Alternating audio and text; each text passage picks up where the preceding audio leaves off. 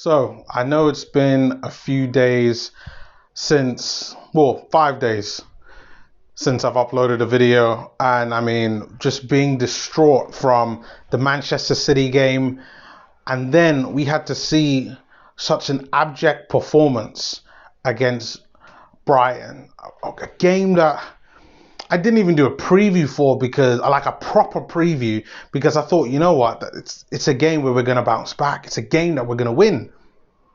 And to see us perform like how we did, I have to admit, was definitely a bit jaded. Felt actually pretty low. And I mean, listen, I'm like a lot of Arsenal fans out there. Like, I try to be positive. You know, I do think that in the majority of cases that I know Arsenal are going to play, I do think that Arsenal are going to win. And to see Arsenal perform like how they did with the amount of chances that we had and we didn't win, it just really fucked me off. But now, again, we're up against a team that is a bit of our bogey team, Southampton. Now, they got off at a good start last week, played really well. I actually watched that game. And I mean, Danny Ings was on fire. And we need to change our fortunes very quick. Very, very quick. You know, I hate to say this, but it really does look like top four is done. And I would even suggest that Europa League football is almost done as well. And the only thing that is gonna change that is unless we get some surprise wins later on down the line. But I wanted to take a look at this game again. You know, even though this will be a tough game, and it shouldn't be a tough game, but it is going to be a tough game. I do think that this presents a great opportunity for Arsenal to bounce back with a win. So this is what I'm going for in terms of starting 11. As we know, Bernd Leno is injured. News has not quite come out yet in terms of how long he's going to be out injured. That is coming. The results of that is coming on within the next hour. We should kind of get more details around that. But I'm going to go with Emi Martinez in goal. It's the only choice that we have apart from Matt Macy. And I mean, God, Matt Macy, no. But we got to go with Martinez in goal with Matt Macy as backup. Right back, you have to go with Hector Bellerin. You don't have a choice. You got to go with Mustafi because you don't have a choice right now. And to partner him, I believe David Luiz is back, and trust me, I won't do it. I won't do it. David Luiz is not going to be in the squad. I can't. I really, really can't at the moment with David Luiz. So I'm going to go with Rob Holding once again at centre back, Tierney at left back. Again, midfield, there isn't much options that we can do. And I kept thinking about this today whilst I was working. I start thinking with Arsenal's midfield. I mean, every time I think about it, I sweat. I mean, I'm sweating right now because it's hot. But the thought of Arsenal's midfield right now, it's bewildering to me. But we have to go with a midfield that gives us energy. I know people are crying out for Ozil, but really and truly, what is Ozil going to do? Like, we got to go with Willock. We got to go with Ceballos. I'm hoping to hear some news that Lucas Torreira is fit so he can play, because honestly, we need that protection for the back four. Like Willock and Ceballos, they try. They do give effort. But in terms of actually producing results, whether it being assisting with defense with some of the defensive duties or helping out the attack in some of the attacking duties,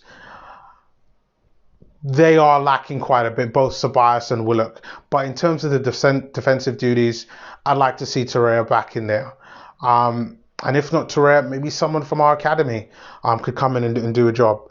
You really don't know. I think this is probably the time in order to test them out. And it's unfortunate the way how things are right now. I mean, we don't even have Callum Chambers that we could possibly call on to be a bit of like a backup DM in that role. But I'm going to give a surprise one in terms of the third player who I think that could play that role. And we saw this in some of the friendly games that he played. And I'm going to go for Ainsley Maitland-Niles in that midfield along with Willock and along with Ceballos.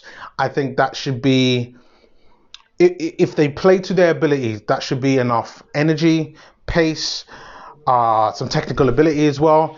I mean, they are lacking several things. Oh God, my eye.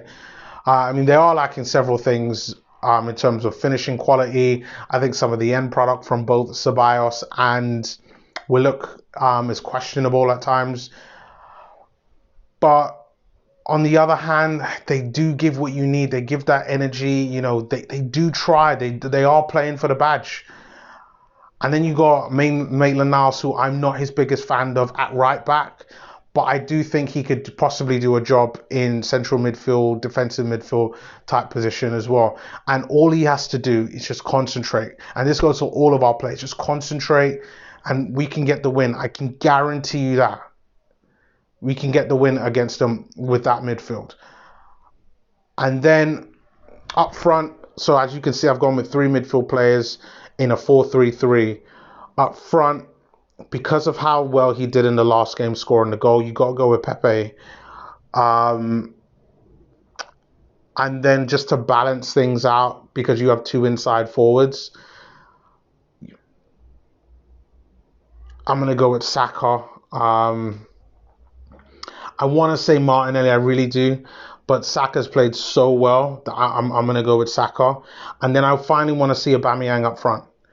I think if we put Aubameyang up front in this game, I honestly think this is where we're going to get the goals from. Now, I know people are saying that he scores the same amount as he does on the left, as he does up front, but let's start putting some pressure on these defenses that we're going up against. Let's give them something to think about.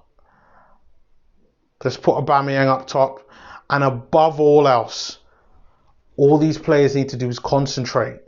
Concentrate. It's like, I mean, yes, it must be difficult to do that, especially when, you know, you're just average kind of Joe Blogs like me.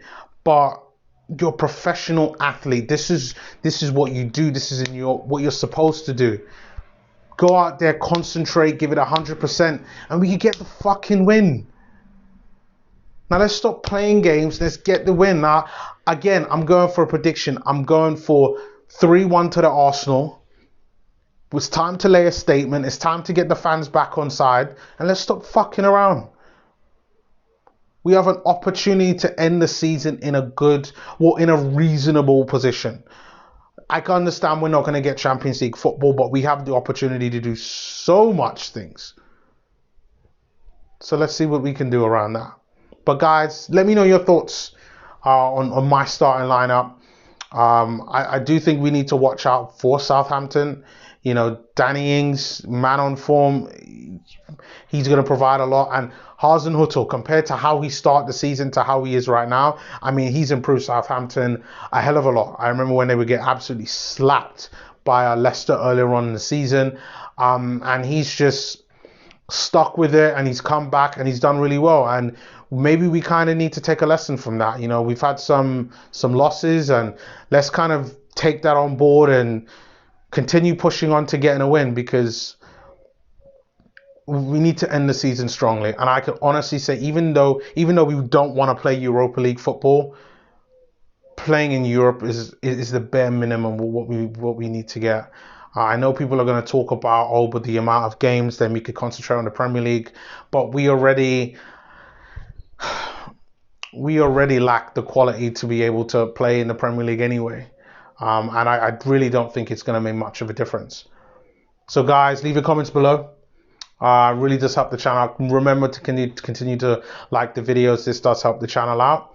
And I will see you all on Thursday night after the game against Southampton. And hopefully, fingers crossed, we get the win. Hopefully. But we'll see. So I'll see you all later. Peace.